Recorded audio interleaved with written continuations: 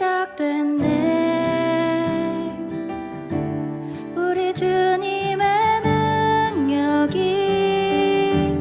나의 삶을 다스리고 새롭게 하네. 자유하네. 죄와 사망으로부터 나의 삶은 변하고 난 충만하네. 은혜로다.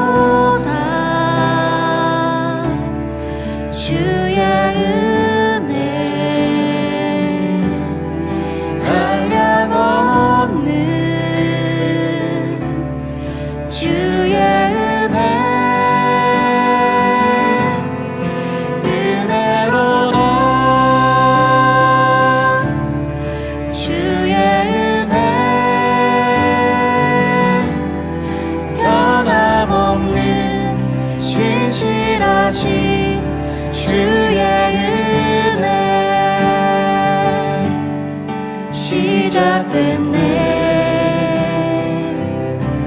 우리 주님의 능력이 나의 삶을 다스리고 새롭게 하네. 자유하네. 죄와 사망으로부터 나의 삶은 변하고 난 충만하네. 은혜로다. 주의 은혜 한량 없는 주의 은혜. 은혜로다. 주의 은혜 변함없는 신실하신 주의 은혜.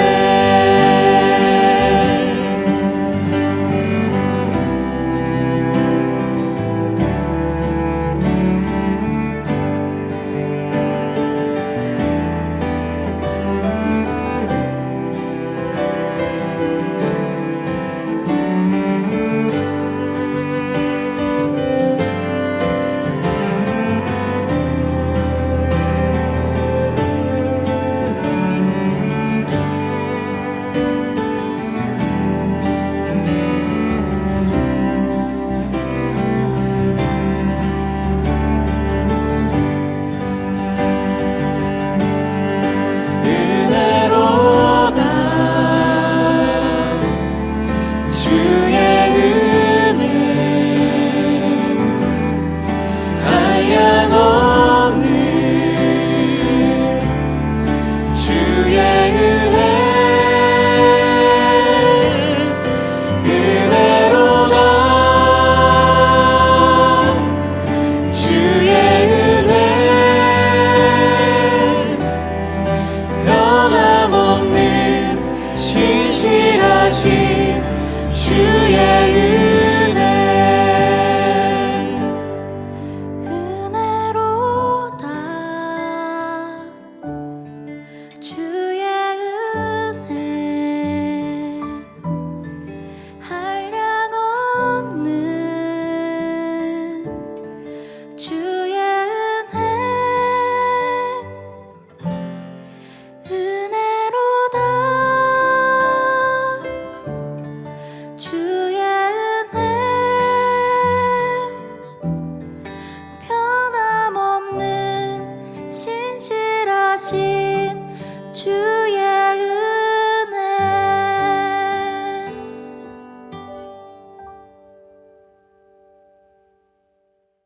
하나님의 백성은 하나님의 말씀을 순종하여 행하며 우리를 위해 십자가를 지시기까지 사랑하신 예수 그리스도를 의지하여 날마다 살아가는 자들인 줄 믿습니다. 오늘 또 말씀을 읽을 때 깨달을 수 있는 하늘의 지혜로 함께하여 주시옵소서. 깨닫고 순종함으로 살아내는 자 되게 하여 주시옵소서. 예수 그리스도 이름으로 기도드렸습니다. 아멘. 이번 주는 시편과 함께 사사기 1장에서 17장까지 읽게 되는데요. 이번 주 내용을 나누고 또 오늘 본문을 읽도록 하겠습니다. 사사기는요, 이스라엘이 가나안 땅에 정착하는 과정을 보여주고 있습니다. 사사라는 말의 뜻은요, 판관, 또 재판관이라는 뜻이 있는데요. 일시적 지도자들을 얘기하죠. 백성들의 재판과 송사에 대해서 시시비비를 가르쳐주는 역할을 감당했었고요. 350년 동안 12명의 사사가 등장하게 됩니다. 이들은 이스라엘을 외적으로부터 구원하는 역할을 하게 됩니다. 시작은 이스라엘이 정복하지 못한 지역과 정복한 지역을 알려주고요. 사사들에 대해서 언급하고 있습니다. 우리가 사사를 대사사와 소사사로 구분하기도 하는데요. 대사사는 스토리가 있는 사사로 분량이 많다는 거예요.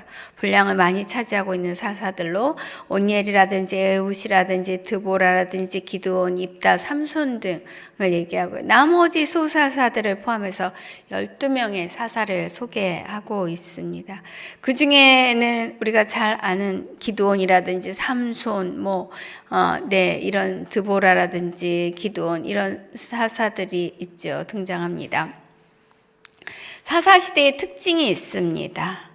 한마디로 얘기하면 왕이 없으므로 사람들이 각기 제 소견에 옳은 대로 행하였더라. 자기 소견에 옳은 대로 행하였더라. 이것이 사사기의 큰 특징 중에 하나이죠.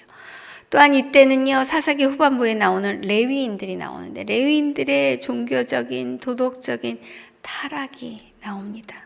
하나님의 성막과 성소를 섬기는 일을 하는 사람들인데 거룩하고 정결해야 하는데 레위인들이 타락하고 부패하고 맙니다.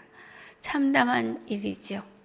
사사기에 패턴이 있습니다. 번제하고 그것에 대해서 하나님께서 진노하시고 이방인의 압제가 있고 또 부르짖음이 있고 사사를 통해서 구원을 이루십니다. 그러나 다시 범죄해서 이것은 사사기를 끝날 때까지 수없이 들을 뿐만 아니라 우리 인생 가운데도 돌아보아야 할 기억해야 할 패턴이라는 것이죠. 이러한 형태가 나타나는 것은요, 그때 이스라엘의 왕이 없으므로 자기 소견에 옳은 대로 행하였더라. 자기 소견에 옳은 대로 행하였더라. 그 말에 기인하는 것입니다. 가나안 땅을 정복한 이후에 12지파에게 땅을 분배합니다. 이곳에 48개의 성읍을 짓고 레위인들을 각 성읍으로 내려보냅니다. 레위 지파는 땅을 기업으로 분배받지 못한 대신에 각 지파에 흩어져서 성읍으로 내려가서 하나님이 주신 사명을 감당해야만 했습니다. 그것은 12지파 백성들에게 하나님이 주신 율법을 가르치고 또 하나님께 온전히 예배드리고 제사를 드리는 것을 잘 인도해야만 했습니다. 하나님은 왕정 통치 대신에 레위인을 통한 신정 통치를 원하셨습니다.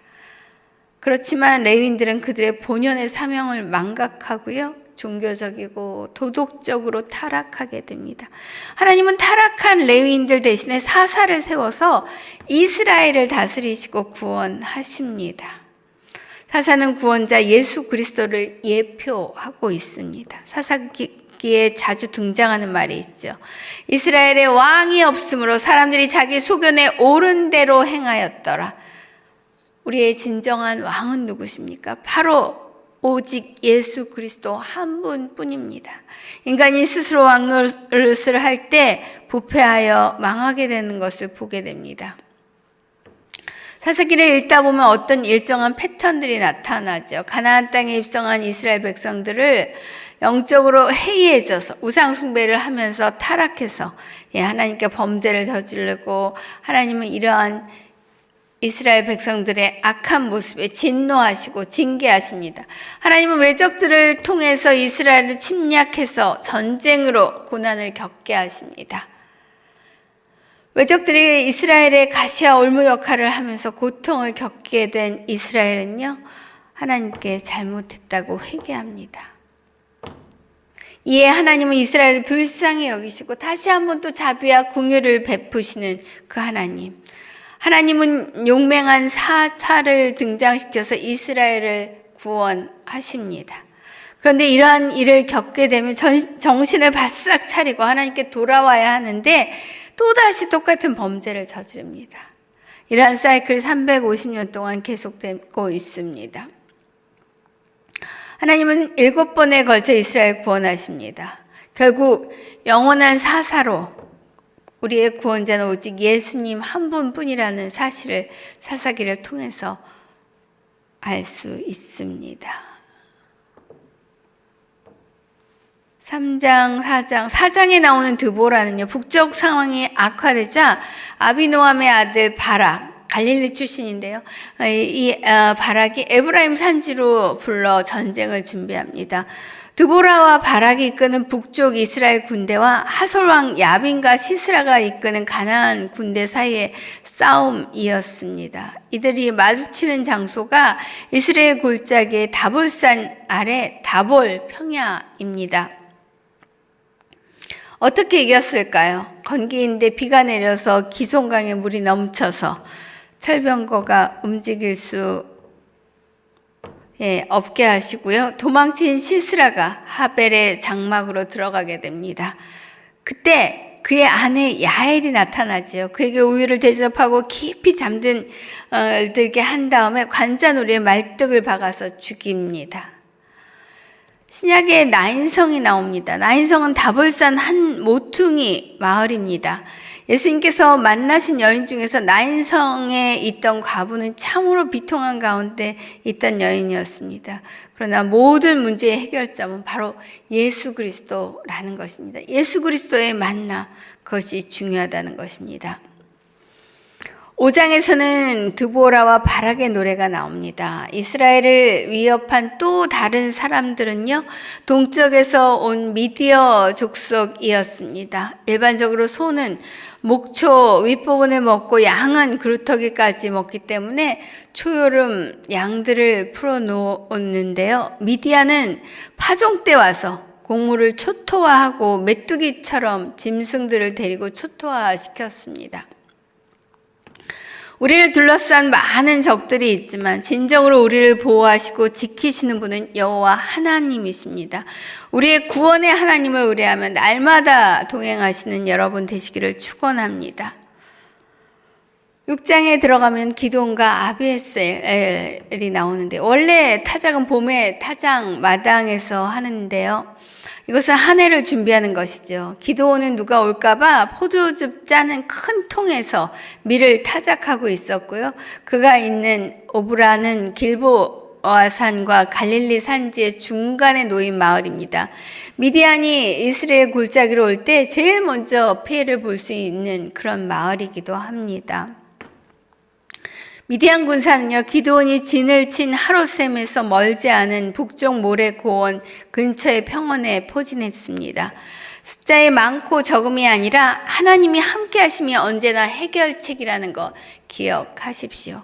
기드온은 손으로 물을 움켜 입에 대고 핥아 마신 300명의 용사들과 나팔과 항아리를 가지고 세 무리로 나누어서 횃불을 넣어 나가 싸울 때 미디안의 군사들이 나팔을 불자 미디안의 온 군대가 서로 자기 동료들을 칼로 치며 도망칩니다. 7장에서는 포도주 틀에서 밀을 타작하면서 기드온을 불러서 사사로 세우지만 기드온은 연약한 자였습니다. 그러나 여호와께서는 미디안 사람을 내 손에 넘겨주겠다고 기드온에게 말씀하셨고 말씀하신 대로 승리케 하셨습니다. 8장에서는요, 전투 막바지를 참여해서 도망치던 미디안을 요단강 나루에서 저지하고요. 미디안과 전쟁을 마치자 백성들은 기드온을 왕으로 삼고자 했지만 거절합니다. 그러나 기드온은 40년 동안 사사로 그 땅을 다스렸지만 그는 많은 아내를 두었고 아들이 70명에 또 첩이 낳은 아들까지, 그 아들이 아비멜렉이죠. 그 이름의 뜻이 내 아버지는 왕이다라는 것입니다. 실제 그는 왕처럼 살았다는 것을 보여줍니다. 결국 기드온이 죽자 바알을 따라 음행하고 이방신을 섬기고 하나님을 기억하지 않고 타락하고 말았습니다. 신앙의 유산이 이어지지 않고 결국은 멸망이라는 것을 확연하게 보여주는 것입니다. 9장은요, 기드온의 아들 아비멜렉의 이야기로 시작됩니다. 아비멜렉은 외가 쪽 기반이 있는 세겜에서 왕이 되기 위해서 자기 형제 70명을 한 바위 위에서 죽였는데요. 막내 아들 요담이 숨어서 살아남습니다. 아비멜렉이 이스라엘을 다스린 지 3년 만에 세겜 사람들이 배반을 하고요. 분노한 아비멜렉은 세겜 사람들을 학살하고, 그러나 아비멜렉이 불을 지르기 위해 망대의 문 가까이 갔다가 그곳에서 피신한 여인이 맷돌 윗짝을 아비멜렉 머리 위로 던져 죽게 됩니다. 결국 여룻바알의 아들 요담의 저주가 그대로 이루어졌다는 것입니다. 10장에서는요, 여룻바알의 아들 아비멜렉의 뒤를 이어서 이사갈 사람 도도의 손자 부하의 아들 돌라가 일어나게 되는데요. 이스라엘 사사가 되고 그는 23년 동안 섬깁니다. 새로운 사사가 등장하는 시기는요, 여호와의 목전에 악을 행할 때입니다. 이스라엘 12사사 가운데 그 행적의 기록이 적은 사사는요, 삼갈, 돌라, 야일, 일산, 그 다음에 엘론, 암돈입니다. 이들은 소사사로 분류하게 됩니다. 또 11장엔 길앗 사람 입다가 등장하게 되는데요. 길앗은 요단 동쪽, 동편 끝이죠. 땅이죠. 네. 입다에 대해서는 큰 용사 또 기생이 길앗에서 낳은 아들이라고 그렇게 소개합니다. 입다에게는 이복 형제들이 있었는데요. 그들은 입다에게 아버지 집에서 기업을 잊지 못한다고, 유산을 받을 수 없다고 쫓아냅니다. 입다는 그 형제들을 피해서 돕당에 거주하게 되는데요. 이곳에는 여러 이방 민족들이 함께 거주하고 있었습니다. 사실 이들은 출애굽을 함께 했던 이방 민족들이고요. 또 이제 이스라엘 공동체 안에 들어왔는데요. 그러나 여전히 이방인인 것이지요. 암몬 자손이 이스라엘 치러할 때 길앗 장로들이 도망가 돕에 피해 있던 입다를 찾아내 자신들의 장관이 되라 정하고 사사로 활동을 시작합니다. 놀라운 일이죠. 참으로 정말 자기 소견에 옳은 대로 행동하는 것을 볼 수 있습니다.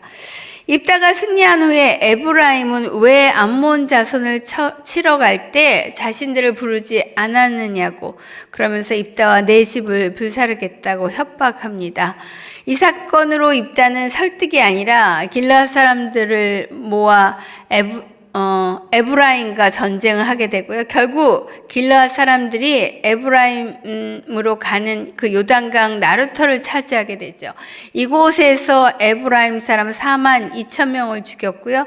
6년의 사사 통치 기간을 마치고 길앗 성읍에서 장사됩니다. 그 뒤를 이어서 베들레헴의 입다, 베들레헴의 입산이 이스라엘 사사가 됩니다. 그런데 입산에 대해서는요, 아들 30명과 딸 30명을 두었고, 딸들을 밖으로 시집 보냈고, 아들들을 위해서는 밖에서 30명을 데려왔다고 기록하고 있습니다. 이것에 주목할 것은요, 사실 경계를 넘는 결혼 이야기를 보여주고 있습니다. 이것은 이스라엘의 경계를 넘는 결혼이 점점 어떤 영향력을 미치게 될 것인가를 암시하고 있습니다. 입산이 죽고 나서 스불론 사람, 엘론이죠. 이스라엘의 사사로 30년을 다스리게 됩니다. 그 뒤를 이어서 비라돈 사람 힐렐의 아들 압돈이 이스라엘의 사사로 다스립니다. 이전에 야일은 어린 나귀 30마리를 탔다고, 압돈은 어린 나귀 70마리를 탔다고 찼다고. 이것은 부와 권력을 상징하는 것입니다. 사사들이 권력을 누리고 집안의 규모도 커지고 있음을 보여줍니다. 우리에게 주신 권위가 권력으로 사용되어질 때 어떤 모습을 보여주는지를 사사기를 통해서 또한 볼 수 있습니다. 13장에서부터는요, 이스라엘 마지막 사사인 삼손이 나옵니다. 다시 이스라엘 패턴이 시작되죠. 이스라엘의 자손이 다시 여호와 목전에 악을 행하였으므로 이때 이스라엘은 블레셋 사람들의 손에 40년 동안 넘겨졌습니다. 이 40년 가운데 20년은요, 삼손이 사사로 있었던 기간입니다. 이것은 삼손이 그 역할을 다 해내지 못한다는 것을 또한 보여주는 것이죠. 삼손은 단 지파 사람이죠. 소라 출신 마노아의 아들입니다. 삼손은 하나님께 바쳐진 나실인이었는데요. 블레셋 사람의 손에서 이스라엘을 구원하기 시작할 것이라고 약속을 주십니다. 14장에서는 삼손이 딥나로 내려가는 장면이 나옵니다. 그곳에 내려가서 블레셋 사람의 딸들 중에 한 여자를 보고 아내로 삼게 해달라고 부모에게 청하는 것으로 시작합니다. 나실인인데 금지 조항이 있었죠. 이방인을 아내로 맞는 것이 잘못이기 때문에 부모는 반대하고 그것이 갈등이 되기 시작하는 모습을 또한 보여줍니다. 그러나 삼손의 욕망 가운데 하나님의 섭리하심은요, 블레셋을 치려고 계획하시고 있다는 것을 또한 볼 수 있습니다. 삼손이 블레셋 사람들을 치게 되는 첫 번째 경위가 나오는데요. 삼손은 수수께끼를 내고 블레셋 청년들은 삼손의 아내를 협박해서 삼손에게 눈물로 애원하는 바람에 그 답을 알려주게 됐죠. 결국 정당하지 못한 방법을 통해서 답을 얻게 되고 블레셋 사람들에게 져서 이것이 블레셋 사람들을 친 첫 번째 사건이 됩니다. 15장에서는 삼손이 블레셋을 친 두 번째 사건이 나옵니다. 14장에서 삼손의 아내는 그의 한 친구에게 주었다고 했는데요. 얼마 후 밀 거둘 때 삼손은 염소 새끼를 가지고 그의 아내를 찾아와 보고자 했지만 장인이 허락하지 않습니다. 이로 인해서 삼손은 또 여우 300마리를 풀어서 블레셋 사람들의 곡식당과 아직 배지 아니한 곡식과 또 포도원과 감람나무를 불사릅니다. 이로 인해서 블레셋 사람들은 삼손의 아내와 장인을 불태워 죽이고요. 삼손은 블레셋 사람들을 공격합니다. 여전히 삼손은 사적 행동을 하고 있지만 하나님은 그분의 방법대로 블레셋에게 심판을 하고 계신 것입니다. 16장은 삼손 이야기가 계속되고 있습니다. 삼손은 계속해서 여인들의 문제가 엮여 있습니다. 삼손이 가사로 내려가는데 한 기생을 보고 그녀에게 들어갔습니다. 두 번째 여인은 우리가 잘 아는 소렉 골짜기의 드릴라인데요. 이 여인과 사랑에 빠졌어요. 힘의 원천을 붓는 이 드릴라의 끈질긴 요구에 자신이 하나님의 나실인이고 머리가 밀리면 힘이 떠난다고 알려줍니다. 삼손이 드릴라에게 자신의 힘의 원천을 말한 것은요, 단지 나실인임을 말한 것으로 끝나는 것이 아닙니다. 본격적으로 자신의 힘의 원천인 하나님과의 관계가 무너진 것입니다. 이제 여호와의 임재를 잃어버린 삼손은요, 아무것도 아니었습니다. 마지막으로 삼손은 자신의 원수를 갚을 수 있도록 여호와께 부르짖고요, 다곤 신전을 떠받친 두 기둥 사이에서 마지막 힘을 다해서 신전이 무너지고 모든 사람들이 함께 죽습니다. 지금까지 사사들의 이야기였다면 17장, 18장은 종교적인 타락을, 19장, 21장까지에서는 정치적인 혼란을 보여주고 있습니다. 17장에서는요, 하나님의 이름을 언급하지만 정말 하나님을 위한 것인지 핑계처럼 하나님의 이름만 가져다 사용하고 있는 것인지를 생각하게 합니다. 우리는 하나님의 이름으로 무엇인가를 하지만 얼마든지 하나님과 무관할 수 있다는 것을 우리는 기억해야 합니다. 17장에서는요, 에브라임 산지에 미가라는 제사장 이야기가 나옵니다. 미가는 여호와 같은 자 누구인가 라는 미가 예후라는 이름의 축약형인데요. 여호와 같은 분은 이 세상에 아무도 없다는 뜻입니다. 2절에서 미가의 어머니가 1100세겔을 잃어버리고 그것을 가져간 사람을 저주한 적이 있는데요.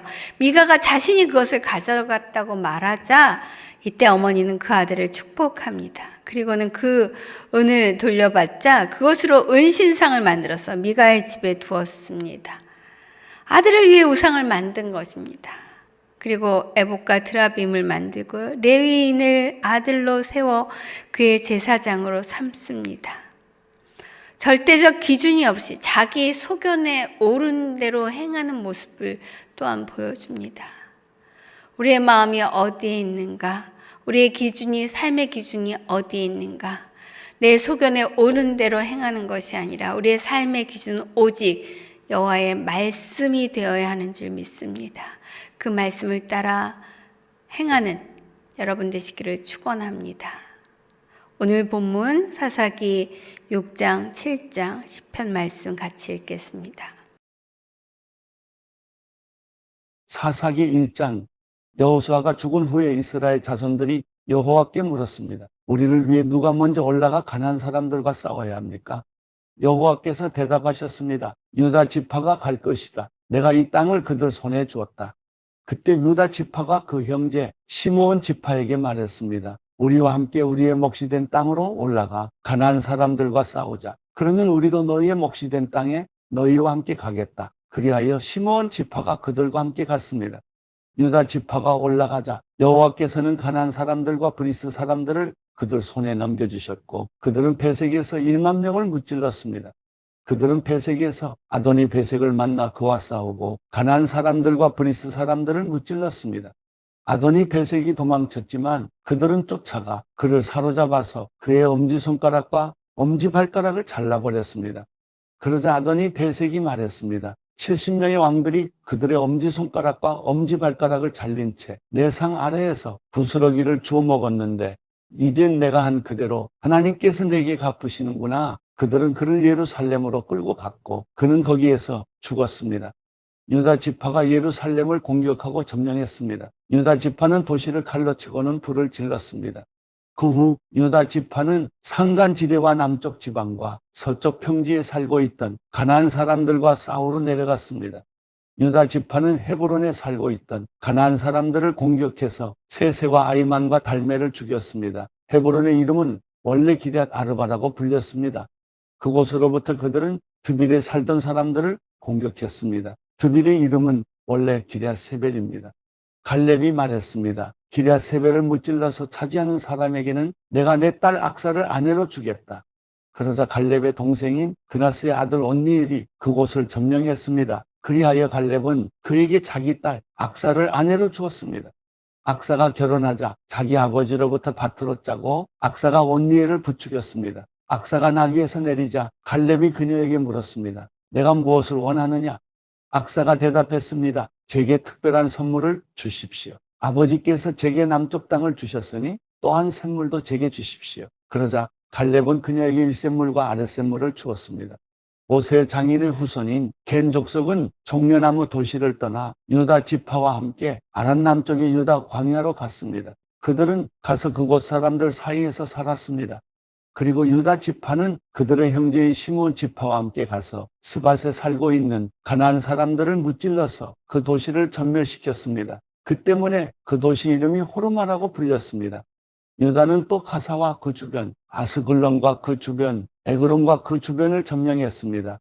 여호와께서 유다 지파와 함께 하셨습니다. 그들은 산간지대를 점령했습니다. 그러나 그들은 평지에 살고 있던 사람들을 쫓아내지는 못했습니다. 그들이 철로 만든 전차를 갖고 있었기 때문입니다. 그들은 모세가 말한 대로 헤브론을 갈렙에게 주었고 갈렙은 헤브론에서 안악의 세 아들을 쫓아냈습니다. 그러나 베냐민 지파는 예루살렘에 살고 있던 여부수 사람들을 쫓아내지 못했습니다. 그리하여 오늘날까지도 여부수 사람들이 베냐민 지파와 예루살렘에서 함께 살고 있는 것입니다. 이제 요셉 가문이 베델을 공격하려고 올라갔습니다. 여호와께서 그들과 함께 하셨습니다. 요셉 가문은 사람을 보내 베델을 정탐하게 했습니다. 그 도시 이름은 원래 루스라고 불렸습니다. 정탐꾼들이 그 도시에서 나오는 한 사람을 보고 그에게 말했습니다. 도시로 들어가는 길을 우리에게 가르쳐 준다면 우리가 당신에게 호의를 베풀겠소. 그러자 그가 도시로 들어가는 길을 보여주었습니다. 그들이 칼날로 그 도시를 무찔렀으나 정탐꾼을 도와준 사람과 그의 가족 모두는 죽음을 면하게 됐습니다. 그 사람은 햇사람의 땅으로 가서 그곳에 도시를 세우고 그 이름을 루스라고 했습니다. 그리하여 이것이 오늘날까지 그 도시의 이름이 됐습니다. 므낫세 지파가 벳산과 그 주변 마을들, 다낫과 그 주변 마을들, 돌에 살던 사람들과 그 주변 마을들, 이블람에 살던 사람들과 그 주변 마을들, 무깃도에 살던 사람들과 그 주변 마을들을 몰아내지 못해 가나안 사람들이 그 땅에 살 수 있었습니다. 이스라엘이 강해지자 가나안 사람들에게 강제로 일을 시켰습니다. 그러나 그들을 완전히 쫓아내지는 않았습니다. 에브라임 지파도 게셀에 살던 가나안 사람들을 쫓아내지 않았습니다. 그리하여 가나안 사람들은 게셀에서 에브라임 지파 가운데 살았습니다. 스불론 지파도 기드론과 나알롤에 살던 가나안 사람들을 쫓아내지 않았습니다. 그리하여 가나안 사람들은 그들 가운데 남아 강제로 일을 해야 했습니다. 아셀 지파도 악고, 시돈, 알락, 악십, 헬바, 아빅, 르홉에 살던 사람들을 쫓아내지 않았습니다. 그리하여 아셀 사람들도 그 땅에 살던 가나안 사람들 가운데 살게 됐습니다. 이는 그들을 쫓아내지 않았기 때문입니다. 납달리 지파도 벳세메스와 베다낫에 살던 사람들을 쫓아내지 않았습니다. 그리하여 납달리 지파도 그 땅에 살고 있던 가나안 사람들 가운데 함께 살았습니다. 벳세메스와 베다낫에 살던 가나안 사람들은 강제로 일을 해야 했습니다. 아모리 사람들은 단지파를 산간지대로 밀어내고 평지로 내려오지 못하게 했습니다. 그러고는 아모리 사람들이 헤레스 산과 아얄론과 사알빔에 계속해서 살았습니다. 그러나 요셉 가문의 힘이 강해지자 아모리 사람들 역시 강제로 일을 해야 했습니다. 아모리 족속의 영역은 아그라빔 언덕과 셀라부터 그 위쪽까지였습니다. 사사기 2장 여호와의 천사가 길갈에서 복임으로 올라가 말했습니다. 내가 너희를 이집트에서 데려와 내가 너희 조상들에게 약속했던 땅으로 인도했다. 내가 말했다. 나는 너희와 맺은 내 언약을 결코 어기지 않을 것이다. 그러니 너희는 이 땅에 살고 있는 사람들과 언약을 맺지 말고 그들의 제단을 부숴야 할 것이다. 그러나 너희는 내 말에 순종하지 않았다. 너희가 어떻게 이럴 수가 있느냐? 그러므로 이제 내가 너희에게 말한다. 내가 너희 앞에서 그들을 쫓아내지 않을 것이다. 그들이 너희 옆구리의 가시가 될 것이요. 그들의 신은 너희에게 덫이 될 것이다. 여호와의 천사가 온 이스라엘 자손들에게 이 말을 하자 백성들이 큰 소리로 울었습니다. 그들은 그곳에 이름을 복임이라고 하고 그곳에서 여호와께 제사를 드렸습니다. 여호수아가 백성들을 해산시키자 이스라엘 자손들은 각각 자기에게 분배된 땅을 차지하기 위해 갔습니다.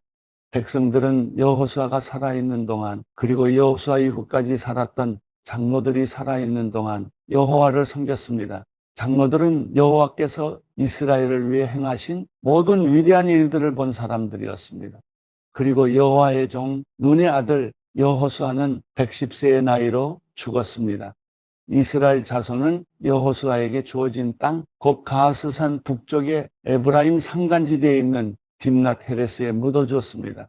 그 세대가 모두 조상 곁으로 돌아갔고 그들을 뒤이어 여호와를 모르고 여호와께서 이스라엘을 위해 행하신 일도 전혀 모르는 다른 세대가 자라났습니다.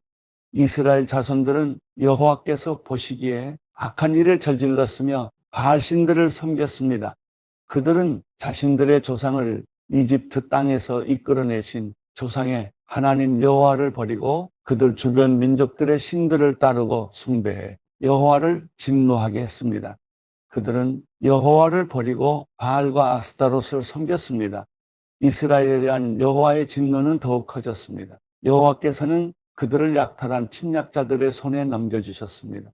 침략자들은 이스라엘을 약탈했고 여호와께서는 그들을 주변 원수들의 손에 팔아넘기셔서 더 이상 그들의 원수들을 당해낼 수 없게 됐습니다.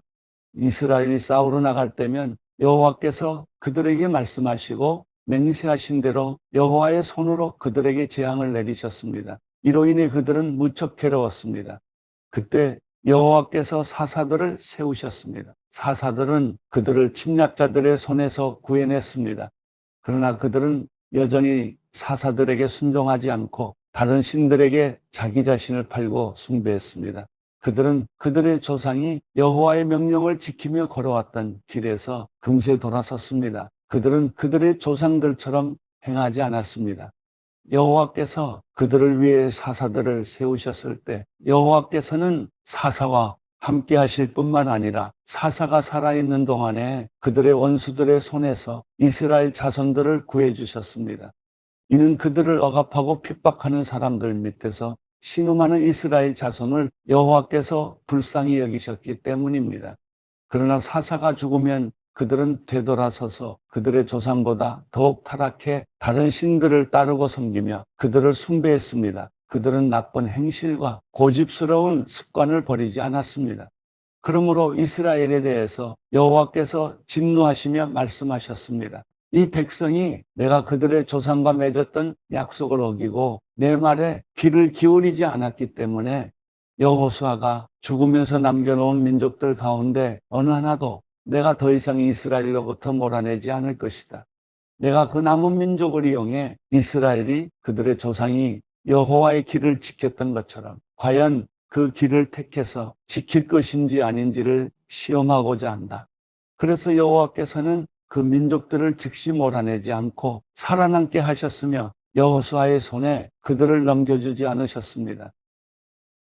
우리의 영원한 사사로 우리의 구원자 되신 예수 그리스도 한 분이심을 고백합니다. 우리의 길이 아니라 언제나 깨어서 주의 길을 따라가는 자 되게 하여 주시옵소서. 내 생각을 내려놓고 우리의 영원한 구원자가 되신 예수 그리스도만을 사랑하고 주님과 동행하는 삶을 살아가게 하여 주시옵소서. 그렇게 함께 하실 주님을 찬양하며 이 모든 것을 올려드리오며 이제는 우리 주 예수 그리스도의 그 크신 은혜와 하나님 아버지 끝없는 사랑과 성령 하나님의 감동, 교통, 역사심이 우리의 마음을 다시 한번 주님께 확정하고 주님 앞에 순종함으로 살겠다는 그 고백을 드리며 예배하는 성도들 머리 위에 그 가정과 공동체 일터 가운데 주님의 몸된 교회 가운데 이 나라 이 민족 가운데 지금부터 영원히 함께 하시기를 간절히 축원하옵나이다. 아멘.